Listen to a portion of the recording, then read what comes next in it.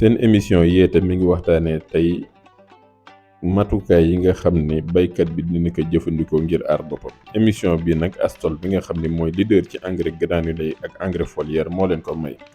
Aminolif 510 ak Amino 710 la la indil ñoom ñoo lay jàppale ci màggaayu gàncax gi ak tóortóoru garab gi ba mu jur am rendement. asalaamaaleykum mbokk yi di nuyu ñëpp maa ngi tudd Awa Darou Mbodj di gëstu ci wàllu environnement ak fagaru ci lépp lu mën a lor doomu aadama ci bërëbu liggéeyam. tey nag dañoo fas yéene waxtaan ak yéen ci mbirum produit phytosanitaire lor yi mu mën a indil nit ki ak itam yoon yi ñu mën a jaar ba jëfandikoo ko te duñu gaañ. produit phytosanitaire nag bu ñu koy misaal mooy produit yi ñuy jëfandikoo ngir aar mbay mi ci ñax yu bon yi, feebar yi, gunóor yi ak sax yi ak janax yi, waaye itam lépp luy dundal suuf si ngir am mbay mu naat. buñ ko xoolee noonu dañu naan kon lu war la ci mbay. li nit yi umpale nag mooy lor yi mu mën a indil doomu aadama bare na loolu. baykat yu bare bu ñuy traité seeni tool soo moytuwul morso la ñuy jël laxas ka seen kanam ngir bañ kaa nooyi yaakaar ni loolu doy na. produit yooyu buy dugg sa yaram mën naa jaare sa der, sa bët, mbaa nga noyyi ko walla mu jaar sa gémmiñ. kon jàngat gi ñu mën a am ci loolu mooy aar sa kanam du tax nga mucc ci lor yi mu mën a joxe. lor yooyu am na yu yamamaay amit yu metti lool ba mën a faat bakkan. ba tayit lor yi mën nga kaa gis ci lu gaaw comme mën nga kaa gis ci diir bu yàgg ci ginnaaw nga ko jëfandikoo produit phytosanitaire nag te jëloo ci matuwaay ya war mën na laa indil feebaru der, bopp buy metti, feebaru xel, mettitu biir yu tar, biir buy daw, waccu, xel buy teey, xëj, bët yu lëndëm, miir, yaram buy metti, coono ngir nooyi, kooma. bari na ay lor yi mu mën a indil ci gàttal.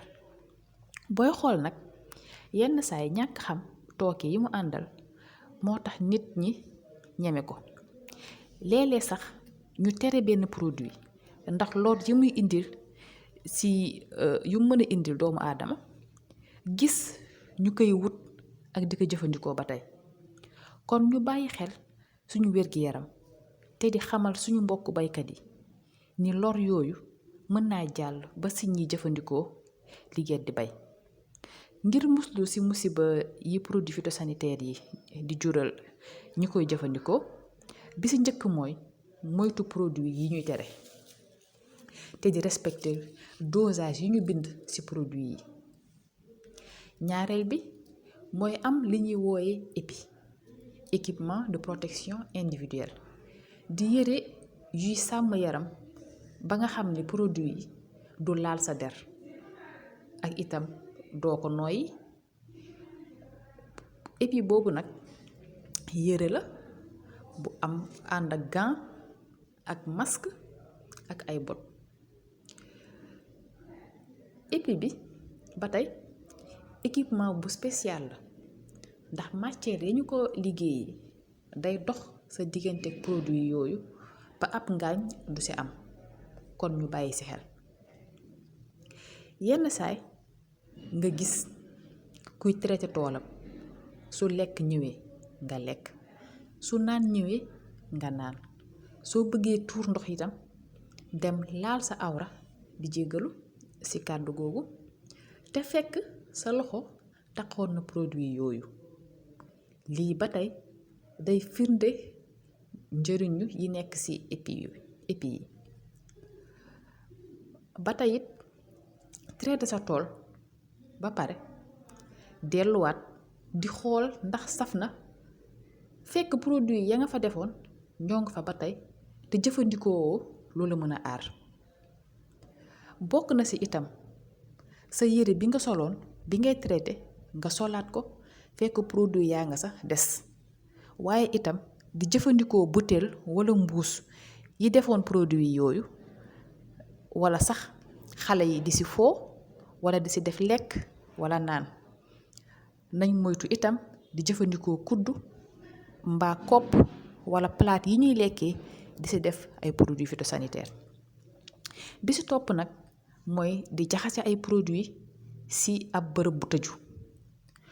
kon ñu xam ni produit phytosanitaire luy lore la waaye itam ay matuwaay am na ngir mën leen jëfandikoo te doo ci gaañu.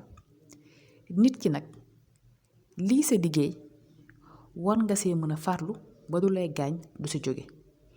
kon mbokk yi loolu lañ leen indiloon te di leen jox ndaje ci beneen waxtaan ci produit phytosanitaire ak lor yi mu mën a def ci suñu environnement. jërëjëf.